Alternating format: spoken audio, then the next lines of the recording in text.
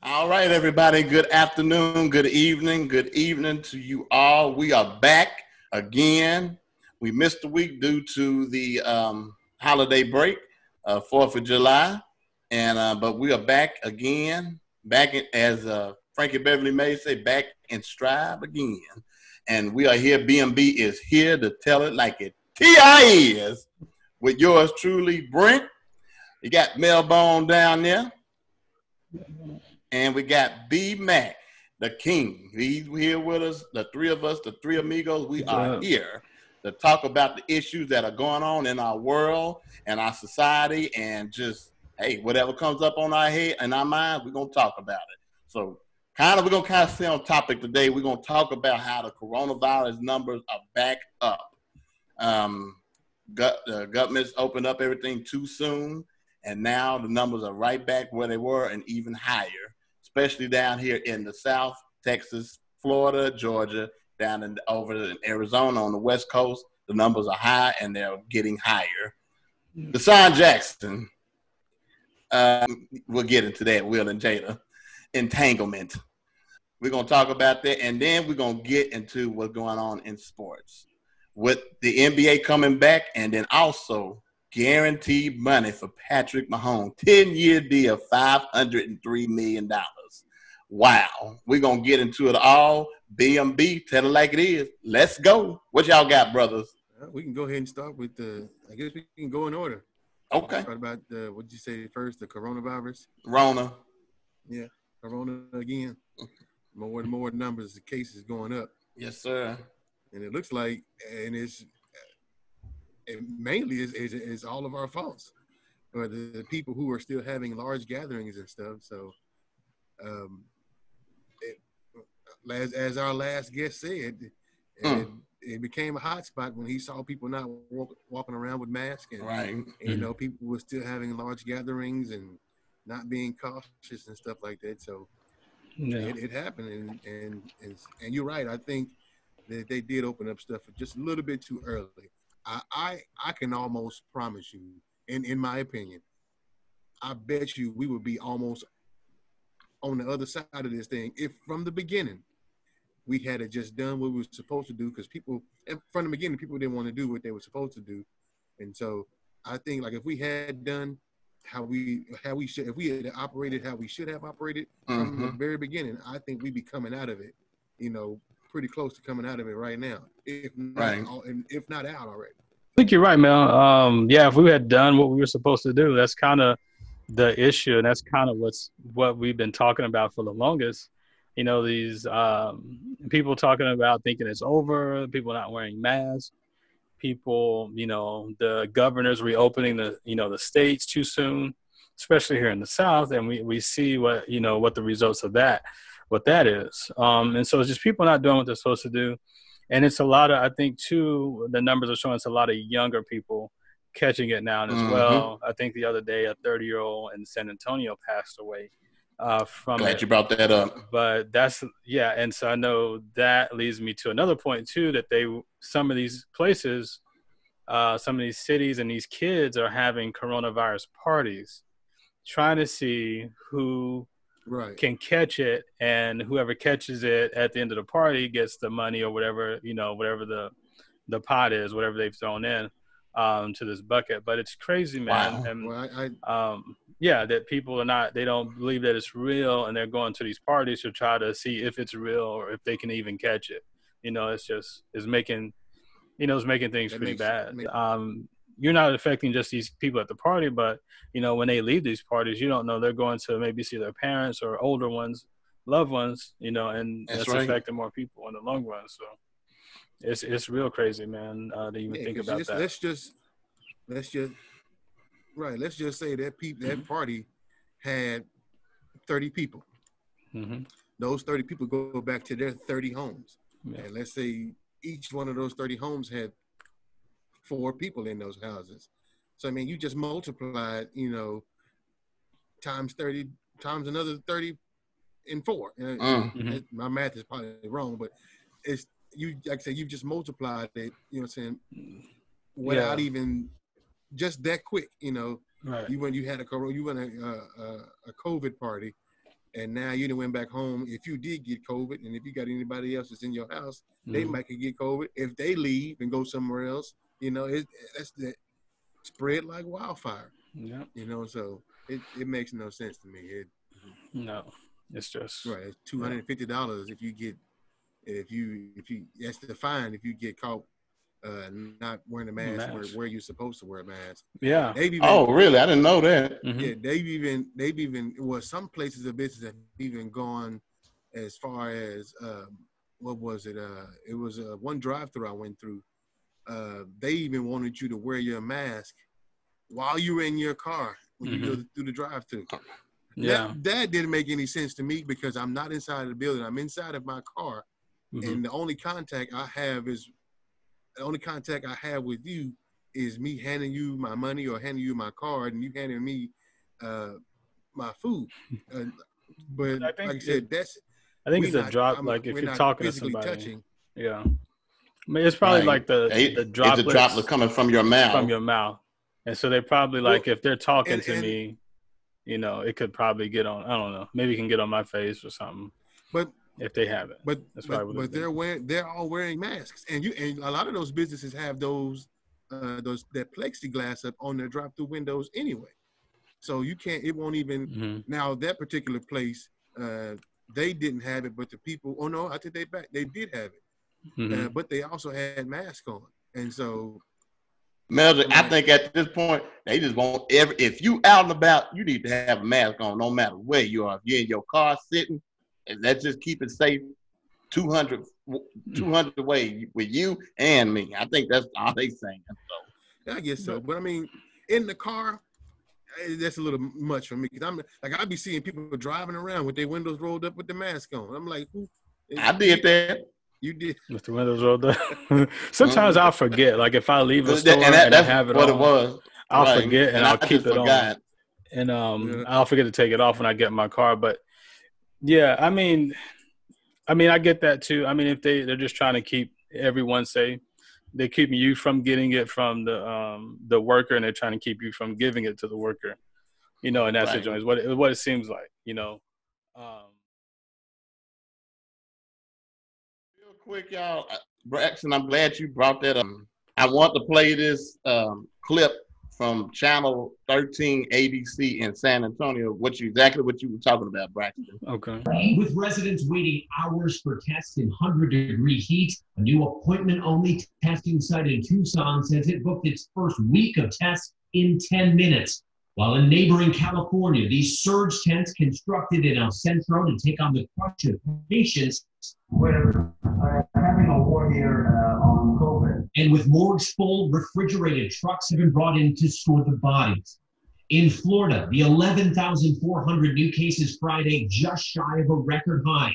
New York now sending the state a day's supply of the drug remdesivir to help care for patients. Among those hit hardest, a South Florida family losing a brother and sister, both in their early 20s. Their deaths just 11 days apart. It's not a game. Please wear your mask. We don't want him to just be another statistic. And for younger people of color, new data from the CDC paints a grim picture. The death toll for Hispanics and non-whites under 65 is more than twice as high as it is for whites of the same age group.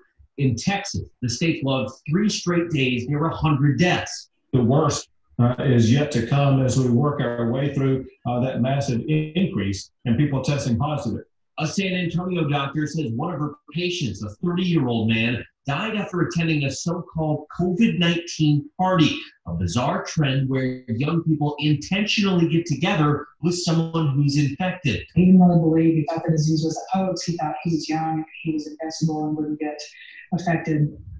One of the things that was heart-wrenching that he said to his nurse was, I think I made a mistake. Across the country this morning, 17 states are seeing increasing COVID-19 deaths, with 30 reporting rising hospitalizations. In Mississippi this week, 5 of the state's biggest hospitals reporting they had 0 ICU beds available. Many days in the last few weeks, we have had more patients than we have had rooms. Georgia setting a single-day record for new cases Friday. The Georgia World Congress Center now being reactivated as a backup hospital in Atlanta. In Kansas, marking nearly 1,000 new cases Friday, even rural doctors saying the virus is ravaging their communities.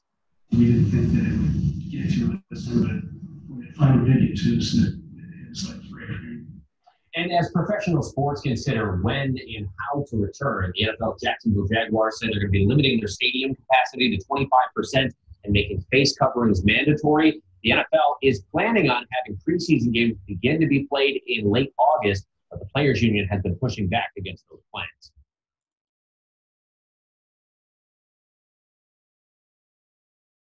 And we're going to move forward into the show. Deshaun Jackson, Steven Jackson. What is going on with these Jacksons?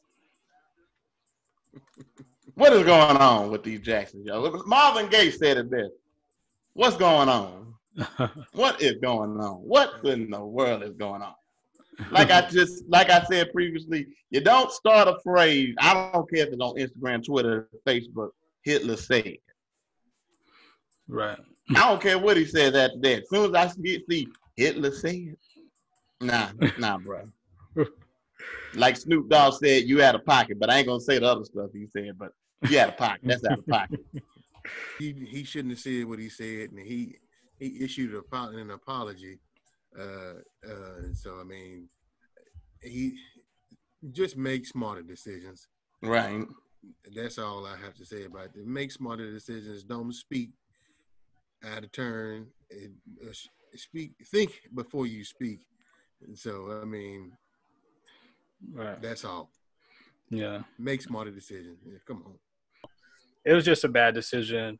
I think, there's a part he did apologize. And I think he's met with some of the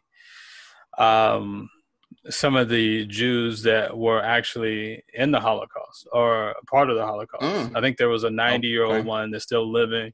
It was part of it there with the concentration camps and part of it. Right. Happened. So, yeah, man, we got to know our history.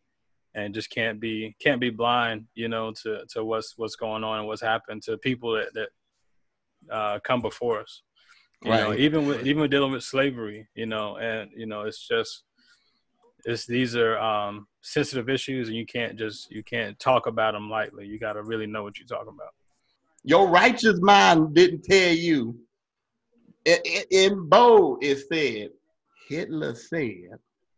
Now all that was underneath there, that is in vain to me, because the first thing I see is Hitler said, and I keep harking on that because common sense should have told you, man. Come on, I mean, but you know what? It's sparking off conversations that need to be had. And Braxton, what was the New England Patriots wide receiver? Julian Edelman. Yes. Yeah. Man, that dude there, he was on ESPN and he had a conversation talking about we need to have the tough conversation. And I have the clip from ESPN. I'm going to play that real quick, what he said. Okay. Because it's something that I think needs to be added to the show. And then plus,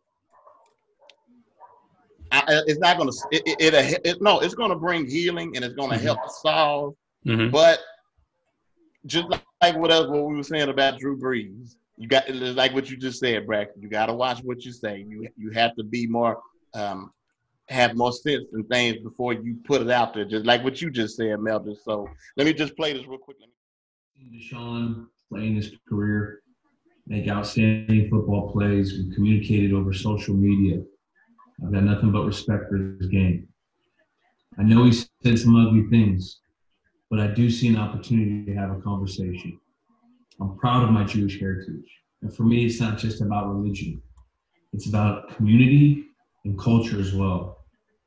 I'm unusual because I didn't identify as Jewish until later in my life.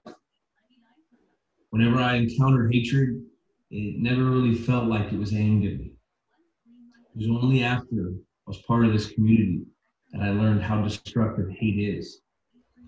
Anti-Semitism is one of the oldest forms of hatred. It's rooted in ignorance and fear. I remember experiencing a little bit of this hate in 2011.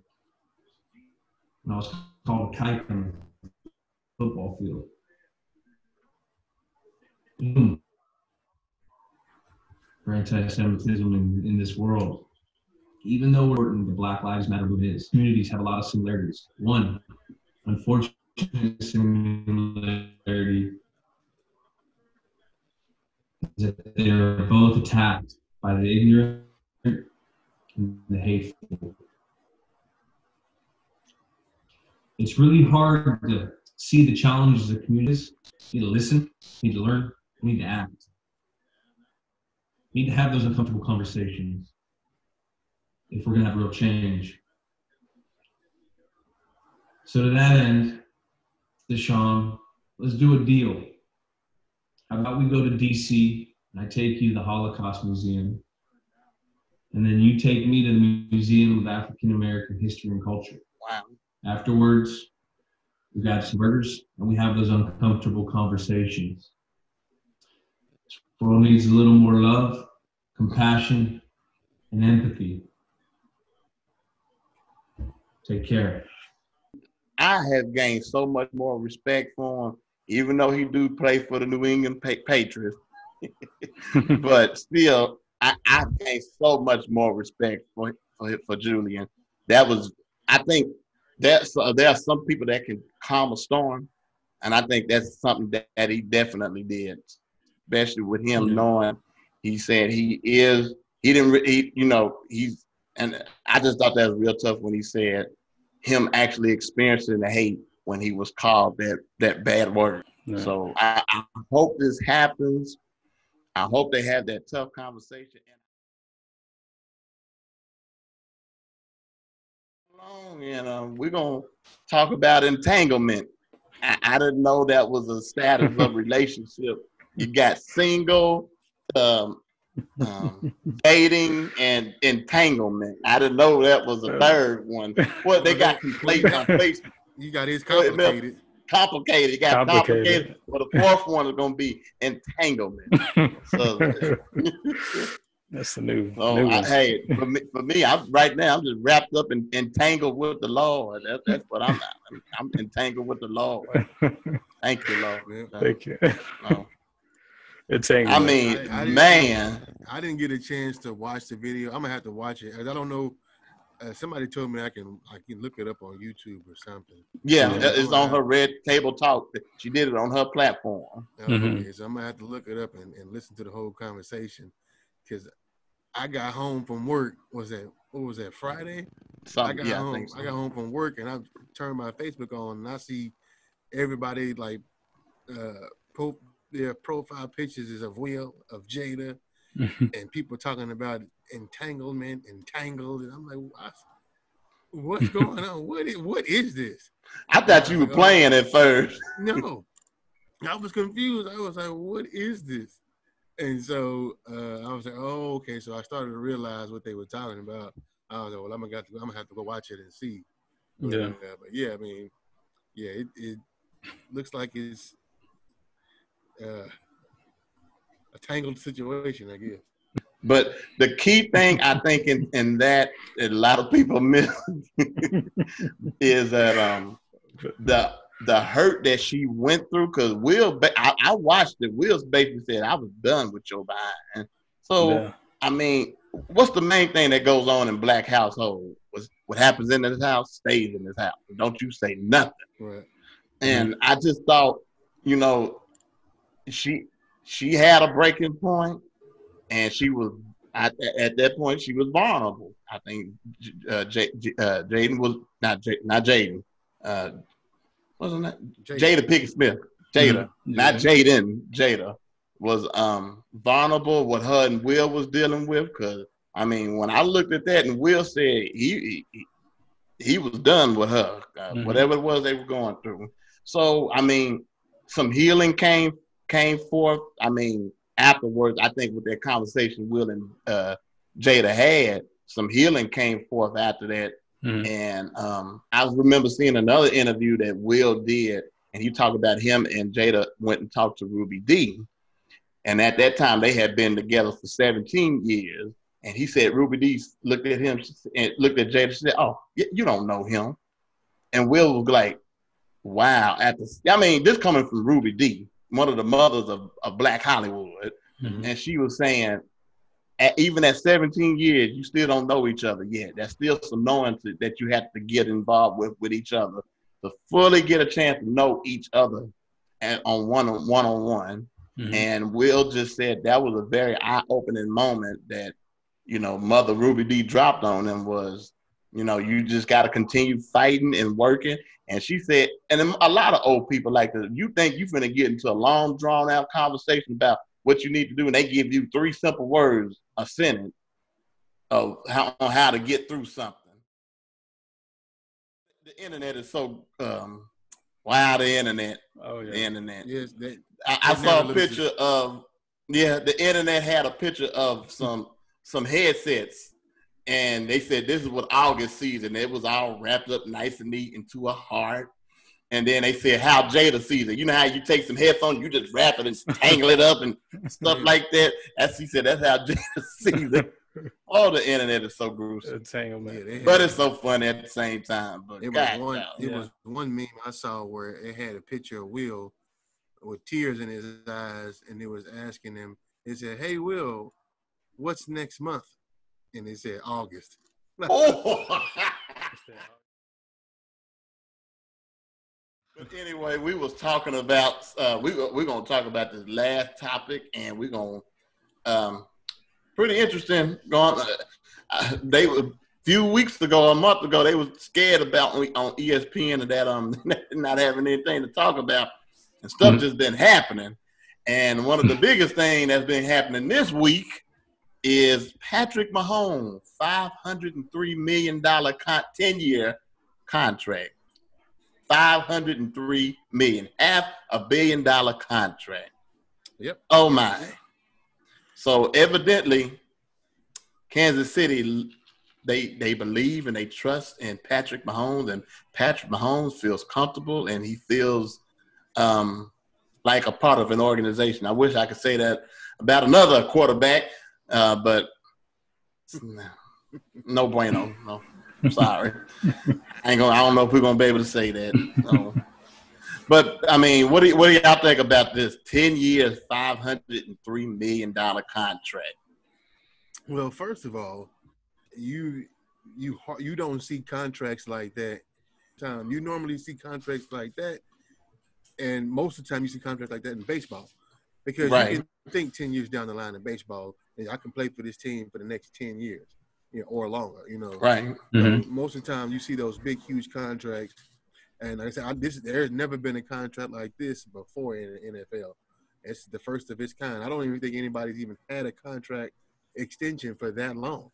Even with Tom Brady being a part of the Patriots for so long, I think he had a couple of different extensions. In his 20 years over there. So right. Yeah, you've never seen this type of contract extension. Like I said, the only time you see that is in baseball, So, and that's and speaking of that, with his contract being that's the largest contract signing in sports. Period. The second is a baseball player. Right. So Mike Trout, and I think his was $426 million or something like that. Mm-hmm. So I mean, it's you don't see stuff like that no more. I mean, you don't see stuff like that besides in baseball. So that's very interesting. I mean, more power to him, and get your money, man. Patrick Mahomes, his biggest year is going to be year 2027, where he'll get $49 million. Mm-hmm. That's going to be his biggest year. That's going to be out of all the years, that's where it's going to be at his peak, is at the 40, where he'll make the $49 million.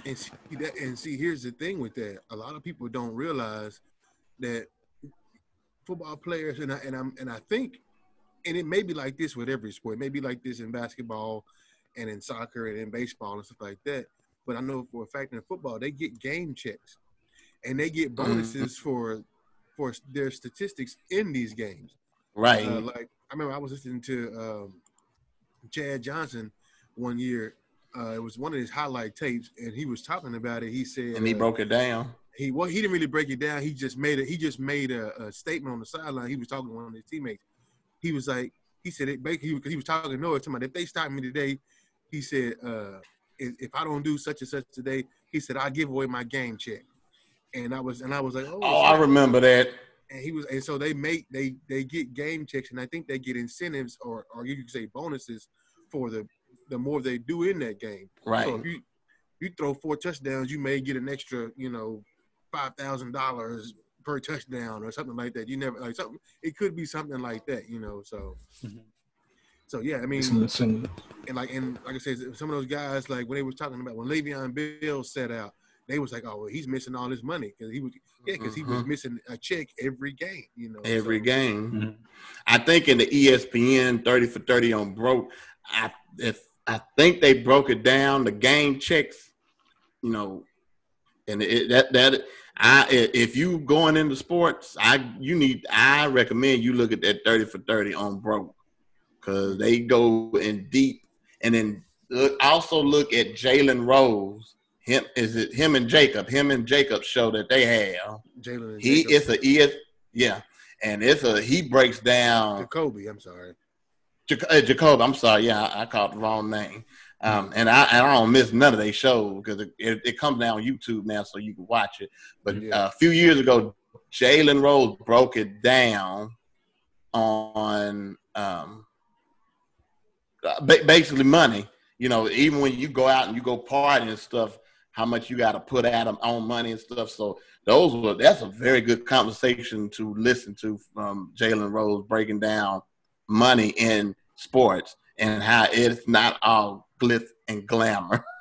I mean, right. It can be gone just as fast as you make it. So, the average life of an NFL player, I think was 2 to 3 years. And I think they break it down by position. I think the average running back, I think, is 2 to 3, maybe 5 years at the most. And of course, quarterbacks and kickers. Right, they're the highest. They usually last the longest as far as career wise. And then so I mean, a lot of these guys who become professional athletes, a lot of the times most of the time you're not going to be the top guy, so you're not going to be making the top money. So you have to be smart with the money that you make. I'll give you an example. As a wide receiver, he played for the Detroit Lions. His name is Ryan Broyles. He played for Oklahoma. He's a wide receiver.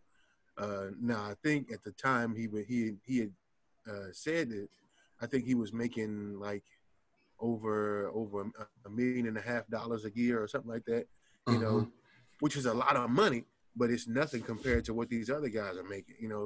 But what he did to save money, him and his wife, they lived their lives as if he only made like $60,000 a year, to have their spending and their savings set up like he only made $60,000 a year versus the money he really was making, and that helped him save a lot of money, right? And put money back for when he can't play football no more. Because really, in sports, period, especially in football, all it takes is one hit, one wrong move, one bad decision, or something, and then your career could be done, and you'd be looking for another avenue of finance. Right. So, yeah, you have to be smart with your money. And Richard Sherman, he I think he lives like that now. Him and just name just slipped. Just won championship for Canada. Toronto. Canada. Yeah.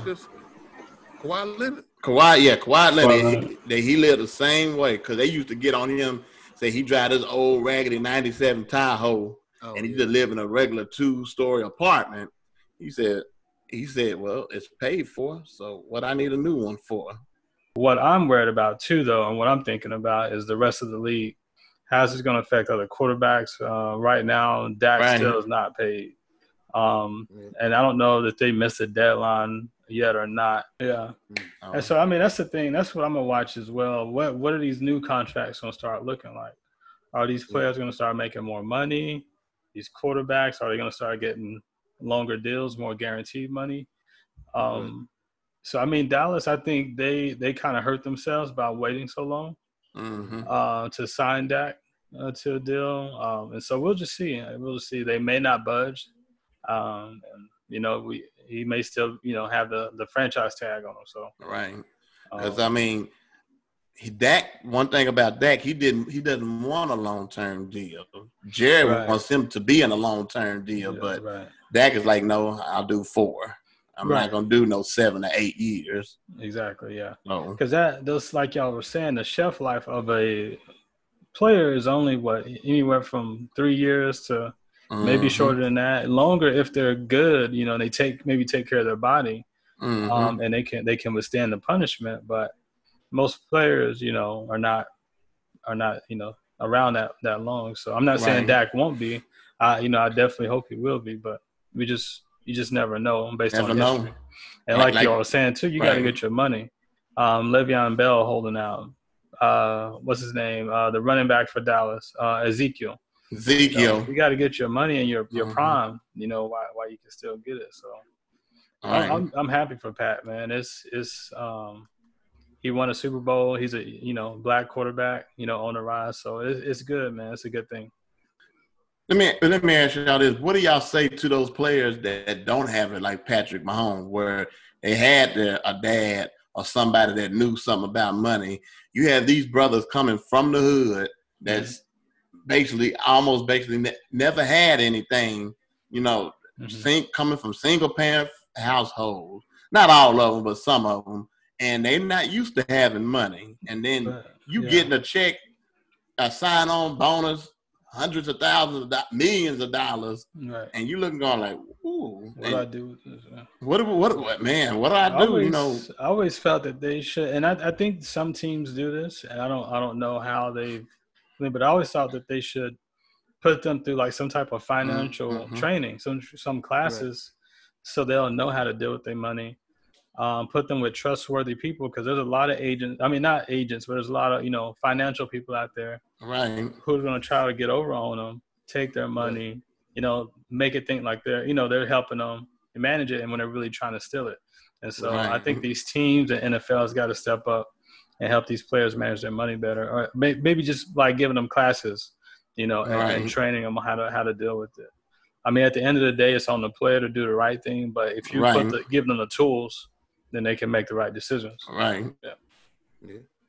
Because a lot of them not going to have the mindset of Patrick Mahomes or, you know, Dak Prescott, because even though he's making what he's making with the Cowboys, he made over $50-something million in endorsements.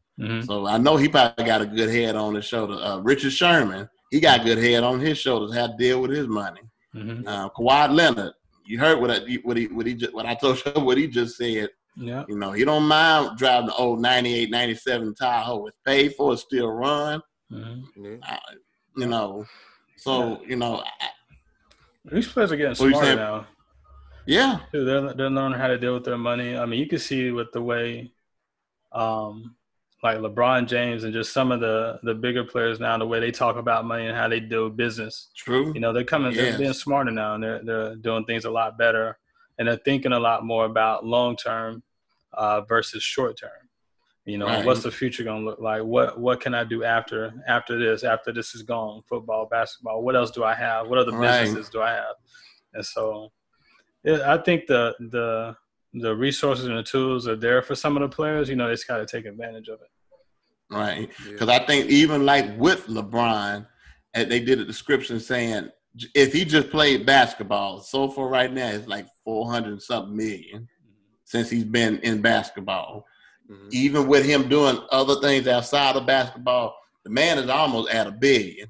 Yeah. So I mean, you got to be smart. And luckily for him, he had a good agent that was willing to fight, even though they tried to, you know, that clause they tried to put on him for being an agent. They were trying to take that away from him. But they ended up now working, so I'm happy with that. So you just gotta have good people around you. You gotta have some folk that don't mind.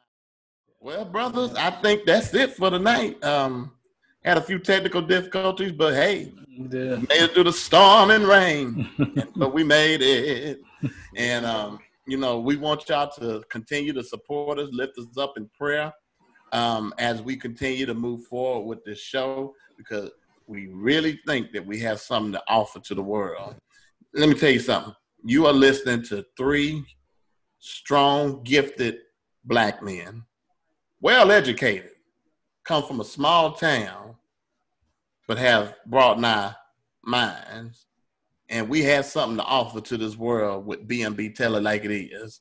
And like I said, one thing about us, I mean, we're good Christian brothers that just we just down-to-earth brothers that tell it like it is. We're not so saved to the point where we don't have fun in life. We do enjoy life. And we have our opinions on certain things that go on in this world. And we want you to take this journey with us.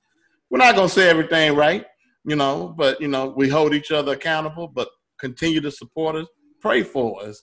And, you see our email address at info@bmbempower.com. If you have any suggestions of what we should talk about, drop us an email. You can still send it to bmb@gmail.com, bmbempower, at gmail.com. Also, our Cash App is down there, BMB Empower 3.